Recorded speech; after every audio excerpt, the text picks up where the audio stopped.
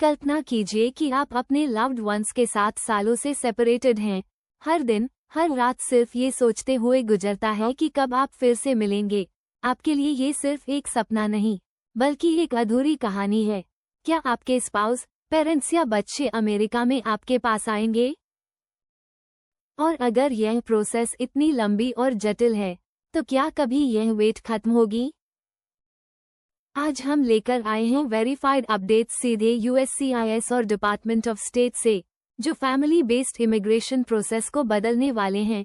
Immediate relatives की petitions अब पहले की तुलना में फास्टर प्रोसेस हो रही हैं।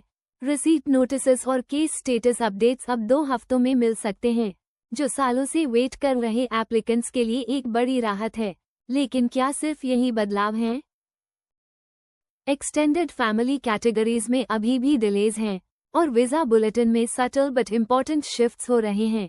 कॉन्सुलेट्स की इंटरव्यू कैपेसिटी बढ़ रही है, एनवीसी और यूएससीआईएस के कोऑर्डिनेशन में सुधार हो रहा है, और टेक्नोलॉजी इंटीग्रेशन से पेपरवर्क डिलेज कम होने लगे हैं।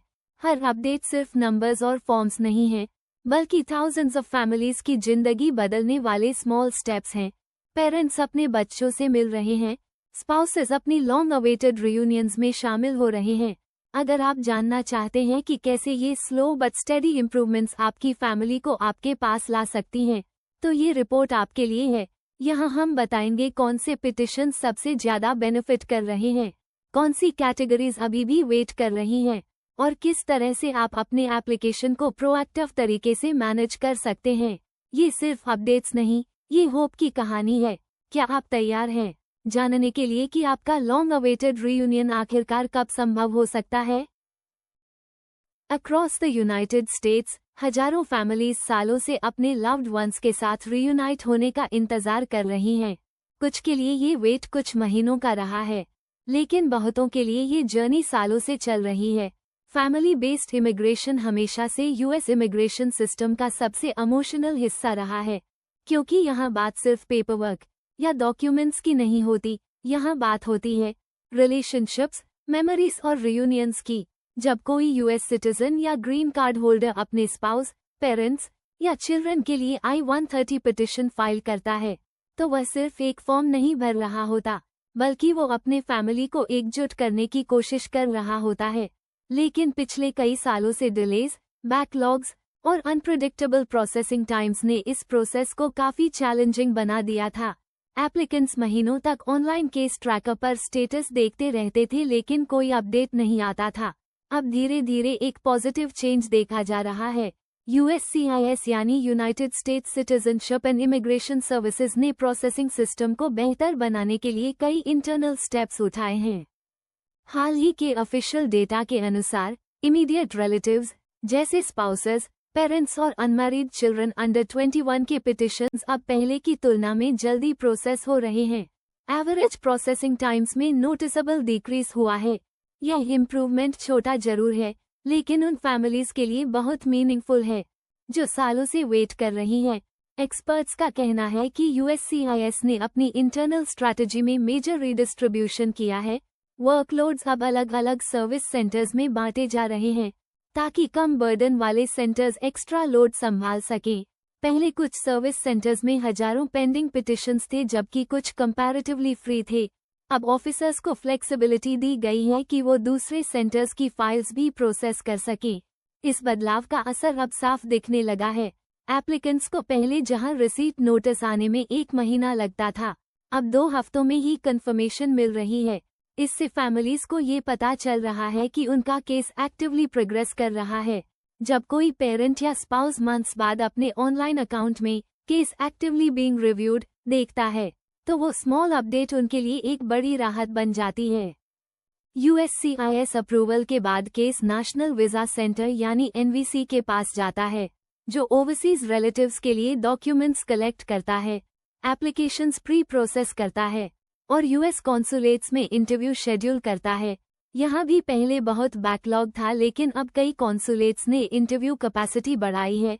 कुछ हाई डिमांड कंट्रीज में अपॉइंटमेंट वेट टाइम कम हुआ है। स्पाउसेस और unmarried children of lawful permanent residents LPRs के लिए स्टेडी मूवमेंट देखने को मिल रही है। वीजा बुलेटिन में भी ग्रेजुअल इम्प्रूवमेंट है। जिससे ये क्लियर होता है कि सिस्टम अब अधिक स्टेबल और प्रेडिक्टेबल हो रहा है। फिर भी एक्सटेंडेड फैमिली कैटेगरीज जैसे मैरिड चिल्ड्रन और सिबलिंग्स ऑफ यूएस सिटीजन्स अभी भी लॉन्ग बैकलॉग में हैं।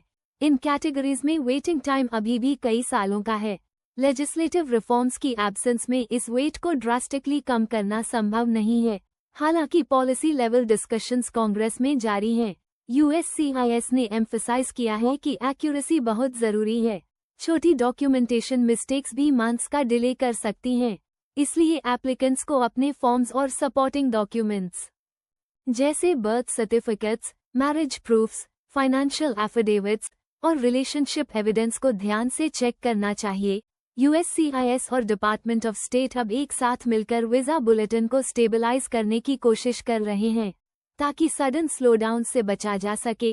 पहले कई बार ऐसा हुआ कि बुलेटिन में अब्रप्ट रेट्रोग्रेशन आ गया और थाउजेंड्स ऑफ एप्लीकेंट्स अटक गए, लेकिन अब एजेंसीज कोऑर्डिनेशन बढ़ा रही हैं ताकि प्रेडिक्टेबिलिटी बनी रहे।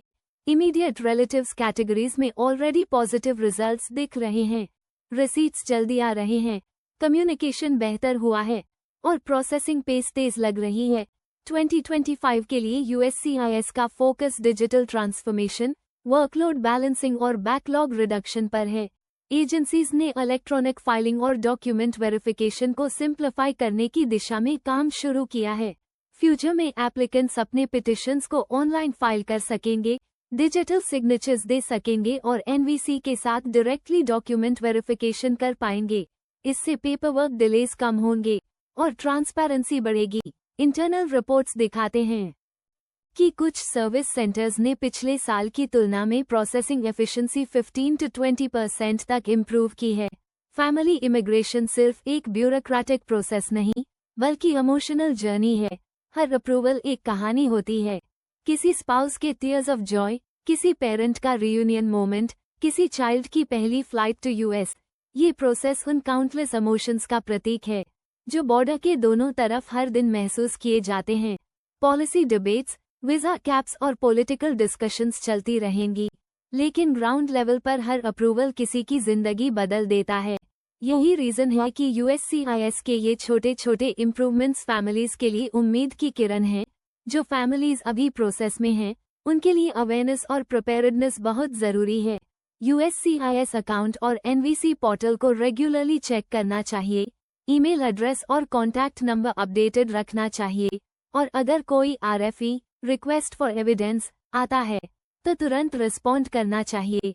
एप्लीकेंट्स को अपनी डॉक्यूमेंट्स ऑर्गेनाइज्ड रखनी चाहिए, जैसे tax returns, sponsors income proofs, relationship photos और एफिडेविट्स प्रॉपर्ली फाइल करें।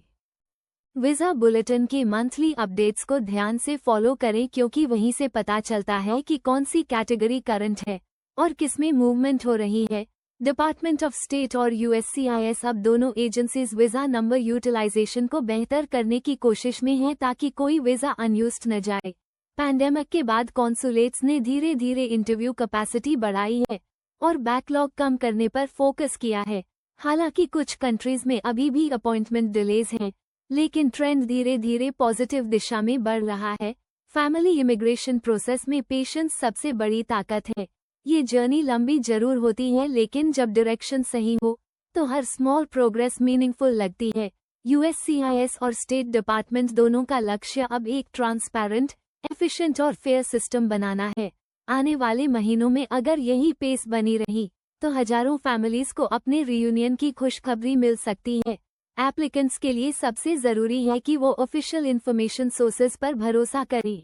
USCIS की official website, department of state का वीजा बुलेटिन और NVC कम्युनिकेशंस ही सबसे रिलायबल हैं। अनऑफिशियल ब्लॉग्स या रूमर्स पर डिपेंड करना अवॉइड करें। रियल प्रोग्रेस वही है जो वेरीफाइड डेटा से दिखती है और फिलहाल डेटा यही कहता है कि सिस्टम अब धीरे धीरे बेहतर हो रहा है। हर अप्रूवल एक नई शुरुआत है।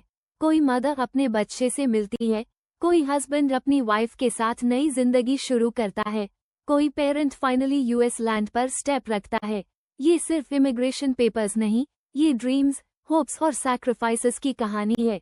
USCIS की रीसेंट एक्शंस फैमिलीज के लिए एक सिग्नल है कि प्रोग्रेस भले स्लो हो, लेकिन डायरेक्शन सही है। इन समरी, रिसेंट मंथ्स में USCIS और NVC दोनों लेवल्स पर विजिबल इम्प्रूवमेंट दिख रही है। रिसीट नोटिसेस जल्दी मिल रही हैं, प्रोसेसिंग स्पीड थोड़ा बढ़ा है, इंटरव्यू शेड्यूलिंग कैपेसिटी भी बढ़ाई जा रही है और एजेंसीज के बीच कोऑर्डिनेशन स्ट्रेंथन हुआ है। इमीडिएट रिलेटिव पिटिशंस में स्टेडी प्रोग्रेस है, जबकि एक्सटेंडेड फैमिली कैटेगरीज को अभी भी पेशेंस रखना होगा। USCIS का फोकस एफिशिएंसी बढ़ाने पर है ताकि बैकलॉग ग्रेजुअली रिड्यूस हो सके। फैमिलीज के लिए यह मैसेज साफ है, सिस्टम धीरे धीरे मूव कर रहा है, ट्रांसपेरेंसी इंप्रूव हो रही है और होप अब प्रैक्टिकल रियलिटी में बदलने लगी है। हर डे, हर अपडेट, हर अप्रूवल किसी फैमिली को उनके लव्ड वंस के और करीब ला रहा है। यही प्रोसेस की सबसे बड़ी सक्सेस है। Small steps toward reunion, steady progress toward togetherness. USCIS के इन ऑफिशियल वेरीफाइड अपडेट से यही क्लियर है कि फ्यूचर ब्राइटर दिख रहा है। फैमिलीज को बस अवेयरनेस, पेशेंस और ऑर्गेनाइजेशन बनाए रखनी है। इमिग्रेशन सिस्टम इवॉल्व हो रहा है और ये एवोल्यूशन थाउजेंड्स ऑफ फैमिलीज को एक नई उम्मीद दे रहा है। जल्द ही उनके रियूनियन का सपना सच होगा।